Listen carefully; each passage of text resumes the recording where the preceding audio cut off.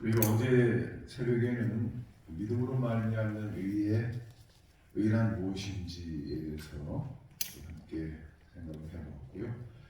오늘 이 아침에는 의란 무엇인가, 그리고 내일 아침에는 능동적 믿음이라고 하는 것은 무엇인지에 대해서 살펴보도록 하겠습니다.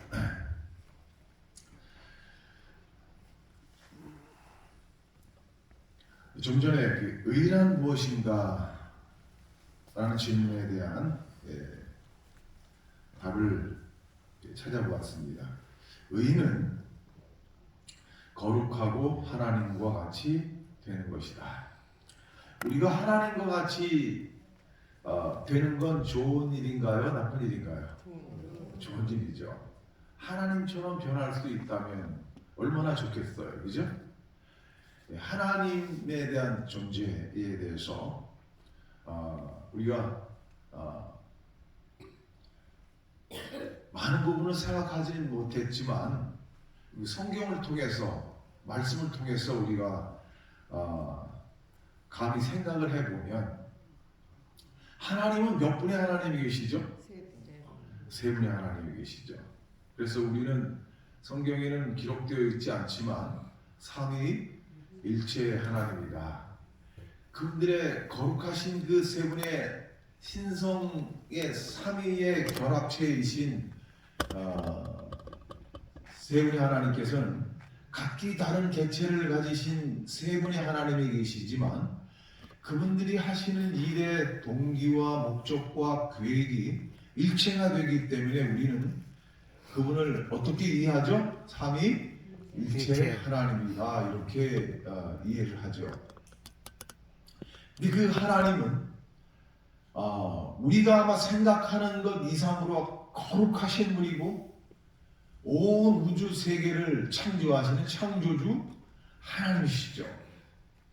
전지전능하신 하나님이십니다. 그 하나님은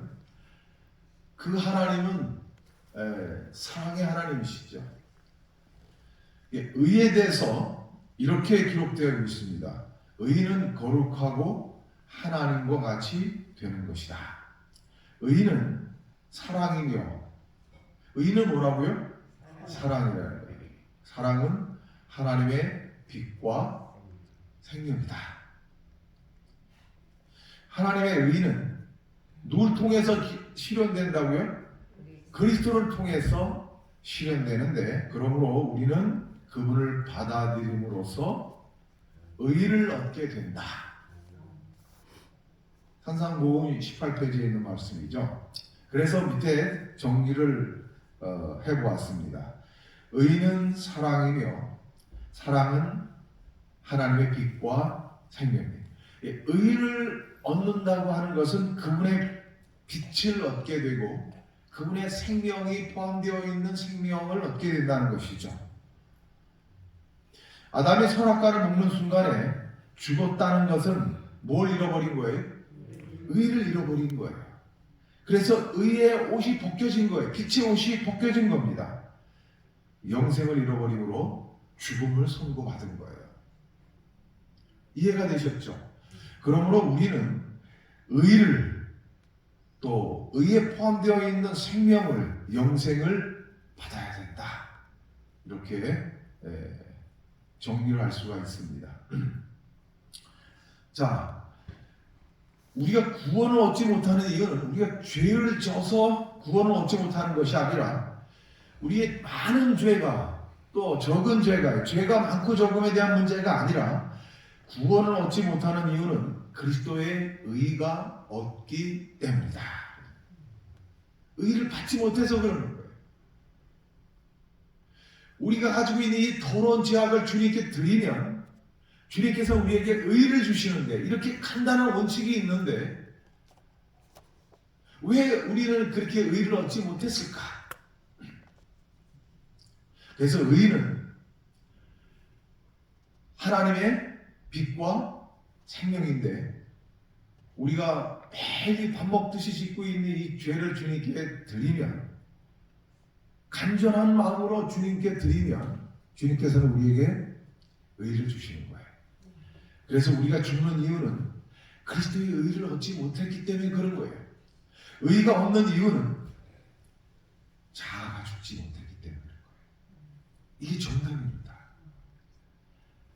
이 땅에서 일어나는 수많은 문제들은, 많은 다툼과 불안은 우리의 자아가 죽지 못해서 그런 거예요. 하나님께서는 즐겨 자아를 굴복시키는 사람에게 그리스도의 의를 선물로 언제든지 수시로 주시는 겁니다. 니고데모에게 진리의 원칙을 설명하셨어요. 어떻게 설명하냐면, 니고데모는 예수와 더불어 토론할 것을 생각하면서 그에게 왔었으나, 그랬죠? 예수께서는 진리의 기초 원칙을 적나라하게 드러내셨다. 예수께서는 니고데모에게 그대가 필요로 하는 것은 이론적 지식보다 뭐라고요? 거듭남이라는 거예요. 영적 중생이다. 그대는 그대의 호기심을 만족시킬 것이 아니라 새로운 마음을 가져야 한다. 새로운 마음을 갖는다는 것은 그냥 생각만 해서 되는 게 아니라 뭐예요? 능동적으로 우리 안에서 이루어지는 어떤 행위를 말하는 것인데, 새로운 마음을 가져야 된다는 것입니다.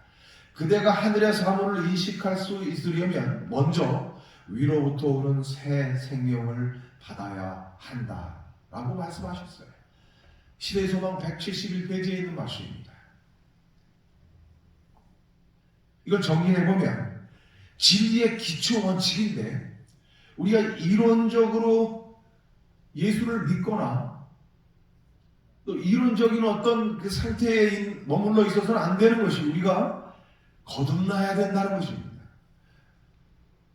영적 중생을 경험해야 된다는 것이죠. 그걸 통해서 우리는 새로운 마음을 가져야 된다는 것입니다. 새로운 마음을 통해서 생명을 얻을 수 있다는 것이, 그게 그리스도의 의라는 것입니다. 의는 거룩하고 하나님과 같이 되는 것이다 그랬잖아요. 그죠? 그래서 좀 전에 우리가 살펴보았던 것처럼 의는 사랑이며 사랑은 하나님의 빛과 생명이다 그랬습니다. 이 생명을 받는다고 하는 것은 의를 받는 것입니다. 의를 받는다는 것이 바로 거듭남이고, 그것이 구원인 것입니다. 우리가 그냥 물론 침례만 받았다 해서 구원받는 게 아닙니다, 여러분. 다 알고 계시죠? 거듭나야만이 되는 거예요.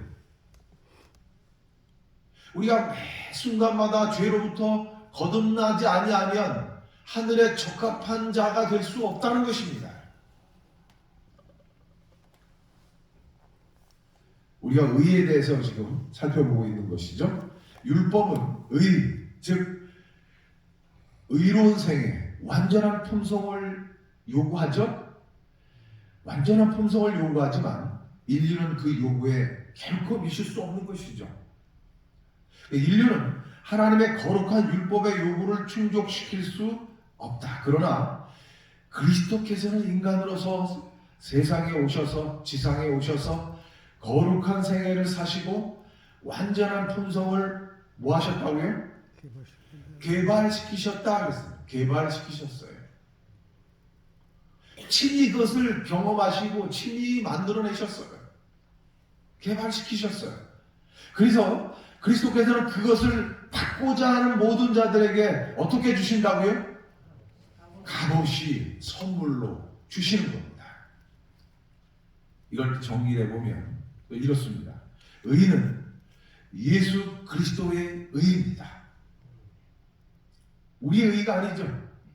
그거는 예수님께서 이 땅에 오셔서 개발시키신 의입니다.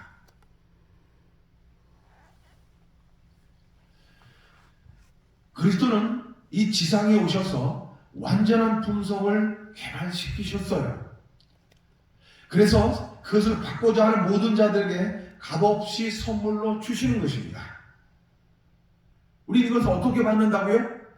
믿음으로 받는 것입니다. 그래서 믿음으로 말미암는 의가 되는 겁니다. 자, 정리를 해보면 그래요. 우리가 매일 밥 먹듯이 있는 죄를 주님께 드리면 주님께서는 우리에게 뭘 주신다고요? 의를 주시는 겁니다. 다시 말씀드리면 우리가 죄를 주님께 드리면 주님께서 우리에게 뭘 주신다고요? 의를 주시는 겁니다. 이게 얼마나 간단한 겁니다. 이게 우리의 신앙의 기초 원칙입니다. 이게 믿음으로 말미암는 의예요. 얼마나 쉽습니까, 여러분? 그런데 왜 우리가 우리의 죄를 주님께 드리지 못할까요? 주님께서는 언제든지 값없이 선물로 즉시 주시는데, 주실 수 있는데 우리가 우리의 죄를 주님께 드리지 못하는, 왜요? 자아가 부러지지 않아서 드리고 싶지 않은 겁니다. 예수님과 싸워서 이기고 싶은 거예요. 믿음의 선한 싸움을 싸우는데 싸움의 대상자가 누굽니까? 마귀요? 천만의 말씀. 싸움의 대상자가 누구예요? 자신. 예수님입니다. 우리가 예수님하고 싸우고 있는 거예요, 지금. 예수님 앞에 자 포기가 안 되는 겁니다. 그래서 죄를 주님께 드리지 못하는 거예요. 그래서 이 세상에 수많은 사람들이 돌쫓기에 걸려있는 문짝처럼 교회만 왔다 갔다 하는 겁니다. 이 원리를 깨닫지 못하기 때문에 그래요. 그것을 받고자 하는 모든 자에게 가끔씩 선물을 주시는데 이걸 어떻게 받는다고요? 믿음으로 받는 거예요. 믿음. 여러 사람들이 믿음으로 말미암는 의의 기별이 셋째 천사의 기별인지 질문하는 편지를 나에게 보냈다. 나는 그 기별이야말로 참된 셋째 천사의 기별이라고 대답하였다. 죄인이 어떻게, 왜 그리스도의 의를 얻어서 생명에 이르는가를 가르쳐주는 복음이 믿음으로 말미암는 의의 기별이에요. 얼마나 중요한 겁니까? 우리가 천국에 갈 수 있는 것은 그리스도의 의를 얻어야만이 되는 것인데, 우리의 신앙의 삶에 그리스도의 의가 빠지면 그것은 껍데기에 불과한 것이다. 왜? 그리스도의 의는 우리를 산 생명으로 일어나게 하는 것입니다. 우리가 이 땅에 그냥 육체로 살다가 육체로 죽으면 분명히 둘째 부활에 일어나게 될 겁니다. 산 생명으로 일어나지 못하는 거예요. 우리는 첫째 부활에 일어나야 되는데, 그래서 공중에서 주님을 영접해서 영원한 본향에서 우리가 주님과 함께 영원히 살 수가 있는 것인데, 그리스도의 의를 얻지 못했기 때문에 우리가 둘째 부활, 둘째 사망에 참여하게 안 되는 것이죠. 여러분 이해가 다 되셨죠? 어렵다고 생각하면 안 되는 것입니다. 아주 단순한 것입니다.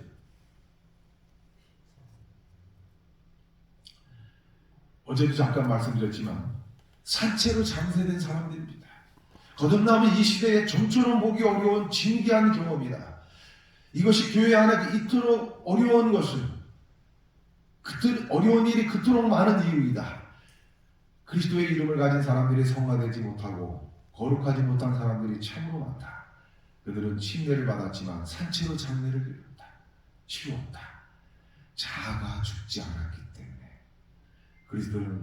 그리스도의 안에 있는 산 생명으로 일어나지 못하였다. 산 생명으로 일어나지 못하는 겁니다. 자아가 죽지 못하면 산 생명으로 일어나지 못한다고 하는 것은, 여러분 자아가 죽지 않으면 우리는 몇째 부활에 일어나요? 둘째 부활에 일어난다는 겁니다. 하늘에 가지 못한다는 것입니다. 자아가 죽지 못하면 그렇게 된다는 거예요. 그러니까 자아가 죽는 일이 얼마나 중요한 것인데, 자아가 죽는 일은 뭡니까? 거듭나야 되는 일인데, 그 거듭나는 일이 진기한 경험이 돼서야 되겠습니까? 한 번도 거듭남의 경험을 가지지 못한 사람들이 그토록 많은 이유는 그래서 이 교회 안에, 이 세상 안에 그런 많은 불화와 다툼이 많은 이유가 여기에 있다고 말씀하시는 거거든요. 자아가 죽지 않았기 때문에. 모든 문제들은 다 이것에서부터 비롯되었다. 세상에서 교회 안에 있는 수많은 문제들이 다 자아가 죽지 않아서 그렇다. 그러면 의인은 어떻게 얻는 것인가? 답은 자아굴복, 자아죽음, 자아포기. 어떤 형태로든지 자아가 굴복돼야 되고 자아가 죽음이 되고 우리 자아가 완전히 포기돼요. 가능한 일일까요? 어떻게 생각하세요? 가능합니다. 믿는다는 것은 자아를 죽이는 순종입니다. 여러분, 이제 내일 아침에 말씀을 드리겠지만 참된 믿음은, 우리의 능동적 믿음은 행위가 동반되지 않은, 행위가 수반되지 않은 믿음은 그 잘못된 믿음이죠. 자, 의는 믿음으로 얻게 되는데 거듭난다는 것은 이 의를 얻는 것이다. 거듭나지 못하는 이유는 자아가 죽지 않았기 때문이다. 거듭나고 의를 얻으려면 자아가 죽어야 한다. 그래서 믿는다는 것은 자아를 죽이는 경우에 자아를 포기하는 경우입니다. 자, 의를 어떻게 얻는지에 대해서 우리가 살펴보고 있는 겁니다. 그래서 믿음은 우리가 믿음으로 의를 얻게 되는데 그 믿음은 관념적이거나 추상적인 것이 아닌 믿음은 나의 자아를 온전히 주님 앞에 굴복시키는 것, 포기하는 것, 그분께 나의 죄를 드리는 행위가 따르는 순종으로 나타나는 행위로 얻는 의가 아닙니다, 여러분. 이거는 그분께 나의 죄를 드리는 행위가 따르는 순종으로 나타나게 되어 있어요. 반드시 그렇게 되어 있습니다. 행위가 따르지 않은 순종은 참된 믿음이 될 수가 없어요.